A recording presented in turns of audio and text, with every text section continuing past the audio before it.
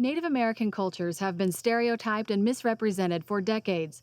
That's something Cherokee academic and activist Adrienne Keene is bringing renewed attention to. First as a popular blogger and now as the host of a podcast, Adrienne is using her platforms to bring contemporary Native American issues to the mainstream.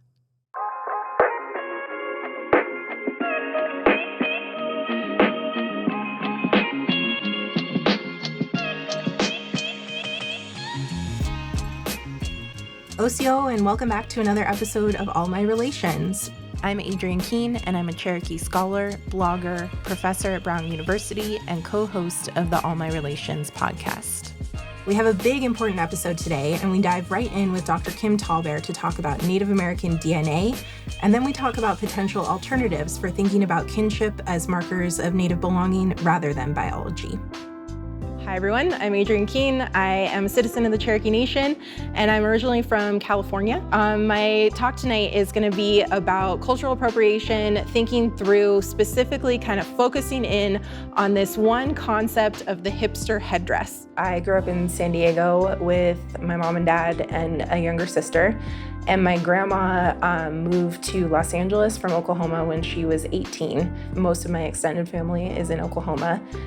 When I was growing up in California, I did not have a Native community around. I grew up in suburban San Diego, a not very diverse community in a lot of ways. So it was really hard growing up to try and figure out what that actually meant to be a Cherokee person. I always knew that I was Cherokee because my grandma had grown up in rural Oklahoma. She had gone to Chilocco Indian School for high school. So we had all these stories. I kind of knew that my family were Indians, but I didn't really know what that meant until I was a lot older. And so for me, it's been this journey of reconnection and reestablishing those relationships and trying to really figure out what it means to be a Cherokee woman because I grew up separated from that.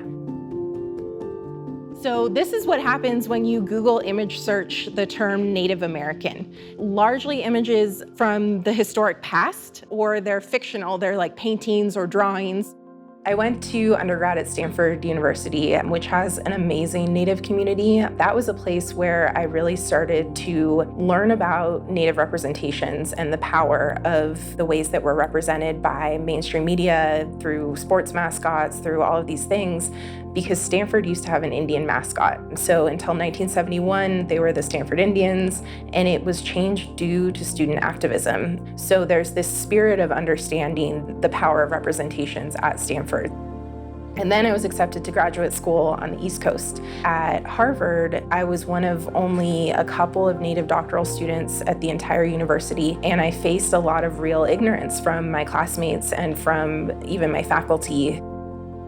The story that I always tell is the start of Native appropriations. There's an Urban Outfitters across the street from Harvard Graduate School of Education. And in 2010-11 was kind of the start of the resurgence of these tribal trends in fashion. And Urban Outfitters had this bargain basement that was full of every stereotype imaginable. So I remember distinctly there was this entire table of totem pole jewelry stands and these neon dream catchers and these big fake feathered earrings and t-shirts with headdresses on them, fake mucklucks, like everything you can imagine. And that day when I was walking through the store, something kind of clicked. And I realized that my classmates at Harvard and my faculty, they only ever saw images like that of Native people. So I decided that that was a problem, and that was something I wanted to write about and explore. So I started my blog, Native Appropriations. It wasn't anything fancy, but it started out as a place to catalog all of these instances of misrepresentation. And through the years, it's grown from this sort of cataloging to a place where I can explore more deeply what these representations really mean. And that's where I found a lot of power in my voice, is being able to use tools like Twitter or Instagram to educate folks in these really short and simple ways, but be very impactful about talking about Indigenous issues and hopefully change people's minds.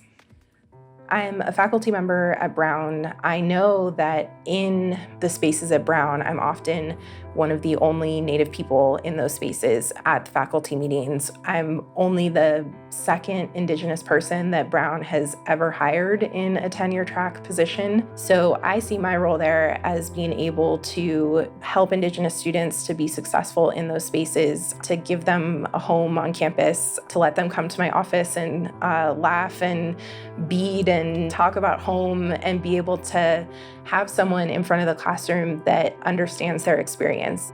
I'm so excited. I'm hoping to dance at Denver March. Here are just a few pictures of everything else I do. That's beautiful. And are these earrings? Yes, they are. Oh my God, I love that. That is my goal in being a faculty member, is to make it easier for the students who come after me. It was actually quite a shock coming to Brown University a couple of years ago. I am from the central part of Navajo Nation, so I was very used to growing up with a bunch of Navajo students, Navajo teachers, and coming to Brown was sort of like a shock in of itself, of like finally having to recognize that I am a minority. And so it was actually with Native Americans at Brown, also with faculty members like Elizabeth Hoover and Professor Adrienne Keene, who sort of like provided this sort of like support as much as we could to sort of like figure out how we can navigate higher ed together. For Native students coming to non-Native colleges and universities or predominantly white institutions, it can feel really isolating. It can feel like you don't belong in these spaces. And I think what I try to express to our students is that our ancestors signed treaties, and many of them promised education for our people in perpetuity. So they are exercising their treaty rights by being on this campus and by getting their college degree. And the skills and knowledge that they're gaining in these spaces can be put into immediate use in our communities. And for the Native students in the classrooms, their peers are directly benefiting from learning about their experiences, about hearing what it's like to be a contemporary Native person. That interpersonal exchange is really powerful and important too, and does a lot of work for changing perceptions of what the rest of America thinks of Native people.